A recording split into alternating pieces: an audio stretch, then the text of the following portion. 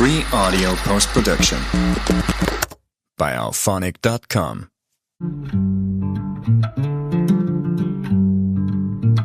Welcome to Take It from the Ironwoman. My name is Susanne Müller, your host and the Ironwoman. This podcast is about empowering yourself and others to make real changes in the world.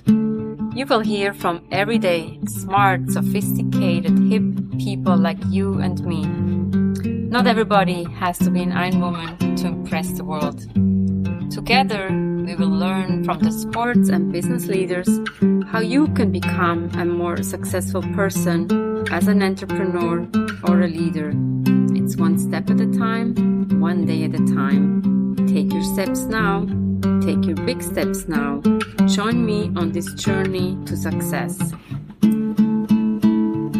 Take it from the Ironwoman. We only have special guests, and today we go to Caroline Sposto again. She's an author, entrepreneur, actor. First, we want to talk about the book. She's an award-winning writer. The book is called Savvy Survival for Women Starting Over Alone Later in Life. Caroline, give us a little insight on what you're doing and what we can learn from you. And first of all, congrats to your fantastic book.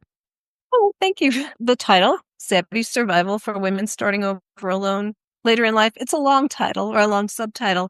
It's based on something that I had to do, which I had not planned on doing, and that's start from scratch 10 years ago, and when I was in my early 50s.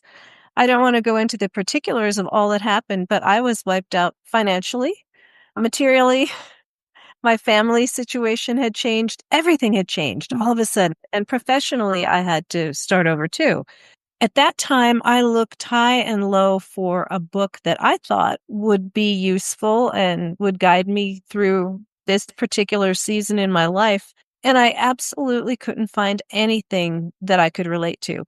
I found divorce memoirs by celebrities who had millions of dollars. I found very aggressive legal divorce books and grieving books and money books, but nothing that I thought would be very actionable and useful for me at that time. And so what happened a few years later when I was really on the other side of all these challenges, and it took about 5 years, I was just scrolling a Facebook feed. And Toni Morrison, the author Toni Morrison, had a quote, "If there is a book that you need to read and it hasn't been written, you must write it." And I thought, When you started to talk about your book, that's the exact quote I was looking for. Write the book that you need to read or that you need to have in that moment. Wow, exactly. That was exactly it. By some fluke, I got bumped up to first class on that flight, and I thought, oh, that's an omen. I should write this book. The minute we were at cruising altitude, I took out my laptop, ordered a cup of coffee, and started typing away.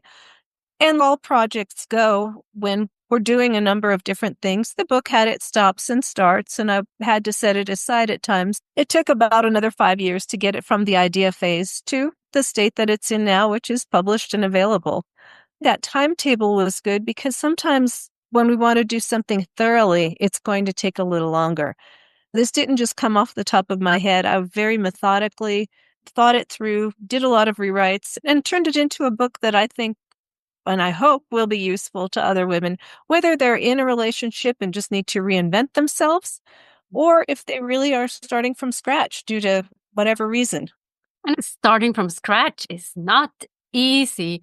It's like you're a little lost. You financially, emotionally, mentally, everything comes together. And you're like, where do I start again?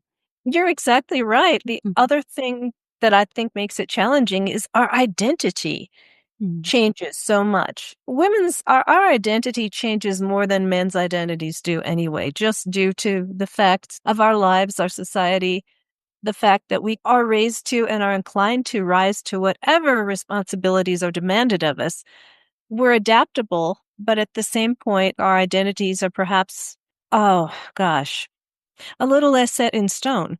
I felt my identity was changed so much. Starting from scratch, the good thing is you say, what identity do I want to build? Who do I want to be? And who am I really?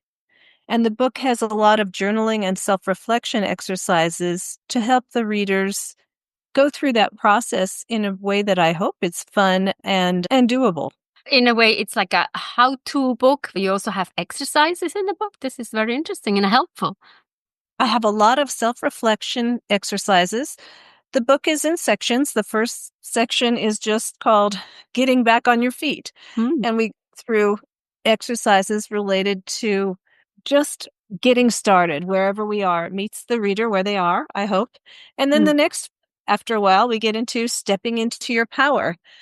And that portion of the book, again, is designed to help the readers understand that they are more powerful than they realize. Part of the book is a section called Rediscover You. I don't believe we should reinvent ourselves because we have so much within us. We need to self-reflect and remember who we really are. There's this fascinating book called The Confidence Code, and it talks about the way that young girls are equally self-confident to boys until about middle school. And then their self-confidence drops. These self-reflection exercises encourage the readers and help guide the readers to remember who were they before they were in middle school. What were they good at? What did they imagine themselves doing? What did they love to do? How did they see themselves? Even as far as go back and look at your old report cards. What subjects were you terrific in when you were a little kid? And put all those pieces together, and you might just rediscover talents and dreams and desires that you have set aside during the many years of your life in between your childhood and midlife and beyond. And those might hold the key to your success. Rediscover is also reawaken because it's dormant in a way, and society puts like a damper on this. Is that a fair assumption? Oh, that's a brilliant assumption. I wish I had thought to put that in the book. Okay. And you're exactly right. It's that, yeah. In fact, I may say in the book that little girl has been sleeping within you. And that's exactly it. It's not that we regress ourselves to childhood, but we are all born with some innate talents. And of course, some of those talents we just can't pursue. We can't invest in them. But as long as we're starting over, we might be sitting on a gold mine and not realize it, or sitting on the one thing that will make us happier, prouder, and more sure of our identity than ever before. But we have to look for it. A book can help, obviously, as a coach, or if you're speaking to an audience. Sometimes we have this big aha moment. We're like, oh my God, this is the moment for me. And especially, I always think in difficult times, we need to find that book or those worksheets and reflect and take that first step. Oh, I agree. Often I think we hold ourselves back so unnecessarily when we can do things. Sometimes we can start with very small steps and they'll lead to bigger things. I used to like acting and theater when I was a girl. I got married, did a million other things, and completely put that aside. And then changed so much. What I ended up doing was going back to acting and theater. And a few years later, I was actually in New York on stage at the Urbach Theater. I never would have dreamed that could happen. And by all accounts, it shouldn't have happened, but it did. And that's because I went back and rediscovered something within me that I hadn't worked on for years. I don't think that's unusual. I think all of us can do that. Congratulations, and having the courage. In New York, there's so many actors that you took the courage and did it and you succeeded. That's huge step forward, but also showing others that it is possible. I'll let you in on a secret, and I want other women to think this way too. I saw that there was a courtroom drama being put up and they were auditioning actors. I had a chance to look at the roles, and those several roles for expert witnesses were all men. And I thought, just a minute here, I wonder why would that be necessary? So I found a way to get a hold of the producer and say, my name is Caroline Sposto. I just read your breakdown, and I wondered, would you consider a woman for one of those roles? And the producer said, we hadn't thought of that. Come on down and read. I came down and read, and once they saw a woman in that role, they loved it. I was hired almost on the spot. The point I'm making is we can't exclude ourselves before we include ourselves. Sometimes we have to think outside the rules just a little bit. You'll never paint a masterpiece if you color inside the lines every time. You got to go outside the lines a little, or at least try. Yeah. Wow. Again, congratulations. This is ballsy. What can they say? They can only say no, especially in today's time. Exactly. And all they could have said was no, or I could have gone down there and read and they didn't like it. But Mhm. I think it's okay to not be afraid to contribute creatively or make Mhm. suggestions. If we don't ask for something, we don't get it. That's just the fact. I think that's what it is. We need to voice it. And maybe before we voice it, we need to manifest it and put it out there. I think so too. There's a way to ask for things without being demanding or out of Mhm. line. Use the word what if. What if you had a woman in that role? Because what if is not demanding. It's not being anything. It's just throwing an idea out there in a very nice way. And you found the right person. That already shows that you're curious, you never give up, you're determined. And what other secrets do you have for the listeners? This is so interesting. And again, what you said, it's the little steps. I always say one step at a time, one day at a time. It doesn't need to be a huge step, but just one step at a time, one step forward in the right direction. You're absolutely right. And if there would be one suggestion I would hope the listeners get from our conversation, it's a suggestion my daughter gave me when I was feeling really discouraged in the early years of having to start over. This is my younger daughter, and she said, Mom, get some index cards, write down one idea a day on each card, and at the end of a year, you're going to have 365 ideas. One of those ideas has to be a good idea, at least one of them. And I thought, that's easy to do. Why not? I started doing that, and the business, Savvy Civility, that I run and that pays my bills was one of those ideas on the index cards. One of the ideas is my book. There are other ideas, lots of ideas by now. And what I do, I still do that. And then I go through those index cards every so often. I just spread them all out on a table. I throw away the ones that I think are silly. I combine the ones, because some are, not all ideas aren't great, but it's better to have lots of ideas. Mm. It's better to be prolific than perfect. So just lots of ideas. And then I'll combine the ones that kind of go together. The way ideas work is when we commit to an idea. So once an idea really grabs us and we have the time, you got to commit to the idea the same way you would commit to anything else, because we can't build a mansion putting a brick over here and a brick over there. And that's the main secret to ideas. Find one that you care about enough to commit to, because that idea is going to be something that you'll be working with for a long time if it's a worthwhile idea. Wow, so cool. Usually we always talk in business like the best idea, we need to be innovative and creative. Nobody talks about the worst idea. It's like about brainstorming, or I call it brain stimulating. Write down those ideas, and some of them might be good. And what I've also seen is sometimes I write stuff down. A few months later, I look at it again. Who has written this? This is so good. Then it's me. And I was like, oh, what is this? I put a workshop together, let it sit for years. Oh, this is really good. Let's just reinvent this or reawaken it, to use that word again. I love this. Now we need to talk about the second book. Will that be in the second book, or what is the plan for the second book? Second book is different. The title might sound similar. My business is called Savvy Civility, and I've had it for 8 years. I started it. It uses actors to teach interpersonal communication skills to medical students. It also uses actors this is a little hard to explain, but to work in mock trials for legal research, because in high stakes lawsuits, the lawyers need to understand how a jury is going to respond to something. So they bring in my actors and we reconstruct parts of a trial. My book is called the next book, Savvy Civility, and it's about the way that we've isolated ourselves with all the technology, and particularly since the pandemic, and losing those really good people skills and even the desire to interact with people can hurt us. If we learn how to get along with people, it's very savvy and can be one of the most valuable and fulfilling skills we can have. In my opinion, it's all about communication. It's about communication. It's about collaboration. It's about trust, building trust.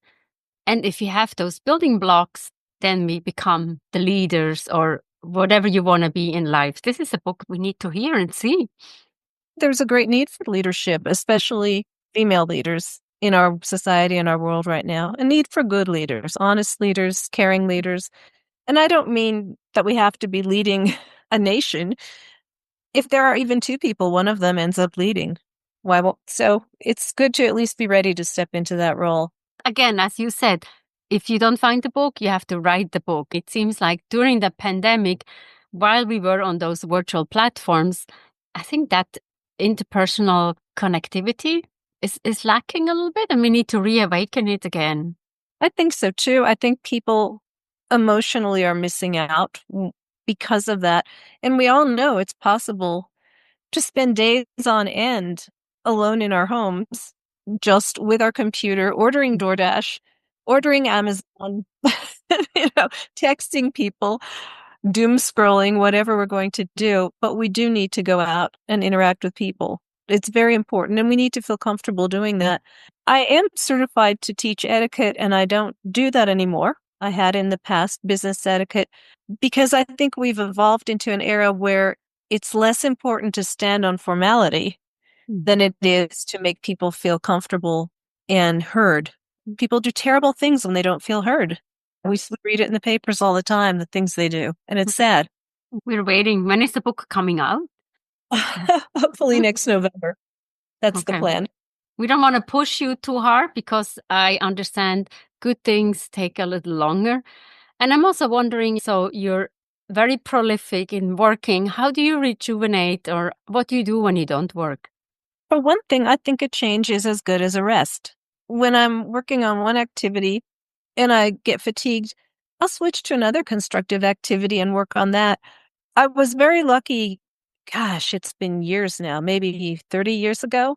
I was writing a website for an artist, a painter. And so I went to visit him in his studio to talk about his website. He had 4 easels in a square. And I said, why are the easels facing each other like that? He said, let me show you. And he stood in the middle of the square and he said, because I start on one painting, and then when I get stuck or tired, I just move to another painting and I paint on that one. And I'm re-energized, and the solutions to the problem I couldn't solve start to come into my mind. So he always had 4 paintings going at once. This artist, his name is Ephraim Urevbu. He's from Nigeria, and he runs Art Village Gallery in Memphis, Tennessee. And his prints, you probably have seen his work because his lithograph prints are very popular. But that was his secret, and I never forgot that.